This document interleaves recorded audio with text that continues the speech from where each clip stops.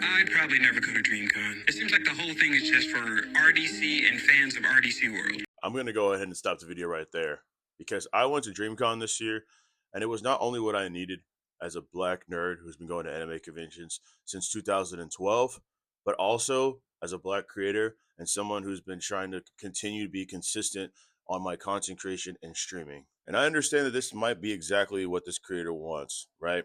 Might be rage bait. He might want a reaction, right? But I don't think I'll ever stop reacting because one thing that my great grandma has always told me is that your voice matters, right? And if you hear something, you say something. And that's exactly what I'm going to do. Because here's the thing, the amount of true joy and acceptance that I've felt over this weekend, and note, by the way, I was only there Saturday evening and Sunday, right? Which means I missed day 0, I missed day 1. I was only there Saturday evening and Sunday, right? Fortunately, I was able to not only get a badge, but also have a place to stay because of my friends.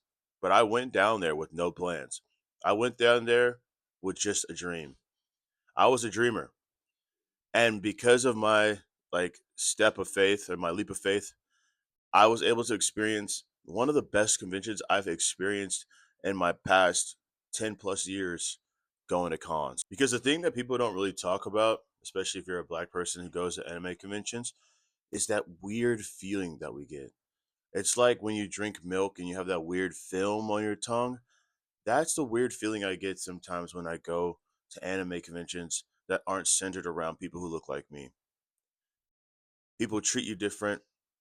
You know, you're too loud, you're too boisterous, you're too much, you're too much, you know? And so you have to tone yourself down to make everyone else in the room feel comfortable. And for the first time in a long time, I did not feel that at DreamCon. And that feeling is unmatched. I can't really put it to words, but all I can say to RDC and everybody else who made DreamCon happen is thank you.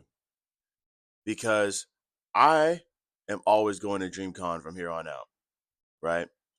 And I made myself a promise that next year I would actually get a creator's badge. But it's because of that feeling that I felt this year at DreamCon that I know whatever content or whatever that I make and whoever's lives that I impact, right, will be a direct result of them being able to have a space and have a convention that made me feel welcome.